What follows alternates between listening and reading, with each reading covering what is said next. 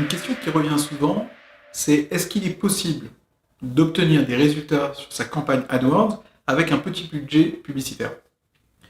Ou bien autrement, la question tout simplement, c'est de savoir est-ce qu'une start-up ou bien une petite entreprise a intérêt à considérer Google Ads comme un levier prioritaire pour générer des leads ou des ventes, ou bien ça, c'est finalement plutôt réservé à des grands comptes.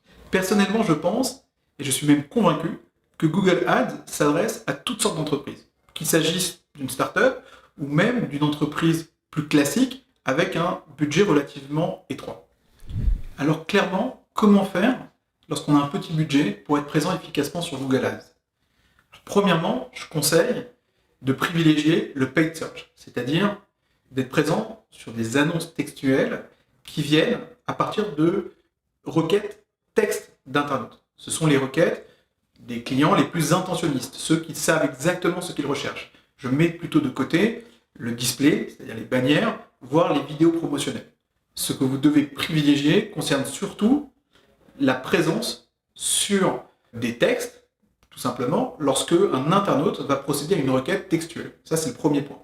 Le deuxième point, ça va concerner finalement le choix de ces mots-clés. Lorsqu'on va choisir ces mots-clés, on ne pourra pas être présent sur des requêtes assez génériques, mais plutôt sur des requêtes de longue traîne, c'est-à-dire des requêtes qui comportent 2, 3, voire 5 mots-clés. Pour un petit cabinet de conseil en logistique, il sera plus judicieux d'être présent par exemple sur le mot-clé cabinet conseil logistique ou bien consultant en logistique, plutôt que le terme très large de logistique. Dans ce cas, on risquerait finalement d'obtenir des clics non qualifiés et d'exploser les budgets. Troisièmement, il est important de suivre de manière assez étroite les performances de ces campagnes, d'exclure petit à petit tous les mots-clés non pertinents.